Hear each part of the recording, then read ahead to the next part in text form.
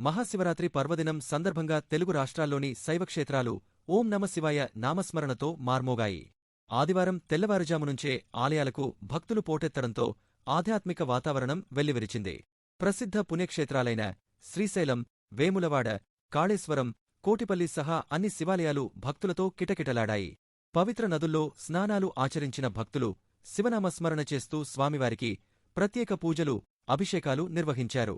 తెలంగాణలోని ప్రముఖ పుణ్యక్షేత్రమైన వేములవాడ, రాజరాజేశ్వర స్వామి ఆలయంలో భక్తుల సందడి నెలకొంది.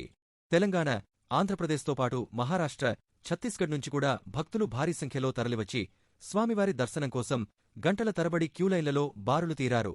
అలాగే కాళేశ్వరంలోని ముక్తేశ్వర స్వామి ఆలయం, శ్రీశైలంలోని భ్రమరాంబికా మల్లికార్జున స్వామి ఆలయం, కీసర, వరంగల్లోని చారిత్రక శివాలయాలు భక్తజన సంద్రంగా మారాయి.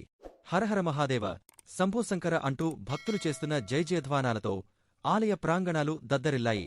మహాశివరాత్రి సందర్భంగా ఆలయాల్లో రుద్రాభిషేకాలు, బిల్వార్చనలు, మహాన్యాసపూర్వక ఏకాదశ రుద్రాభిషేకాలు వైభవంగా జరిగాయి.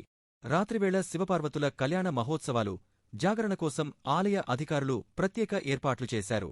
భక్తుల రద్దీని దృష్టిలో ఉంచుకుని తెలంగాణ ఆర్టీసీ పలు శైవక్షేత్రాలకు ప్రత్యేక బస్సు సర్వీసులను నడిపింది. ఎలాంటి అవాంఛనీయ ఘటనలు జరగకుండా పటిష్ట భద్రతా చర్యలు చేపట్టారు. భక్తులకు తాగునీరు, మజ్జిగ వంటి సౌకర్యాలను కల్పించారు. శివపార్వతులు ఏకమైన ఈ పవిత్రమైన రోజున ఉపవాసం ఉండి రాత్రంతా జాగరణ చేస్తే సకల పాపాలు తొలగి పుణ్యఫలం దక్కుతుందని భక్తుల ప్రగాఢ విశ్వాసం.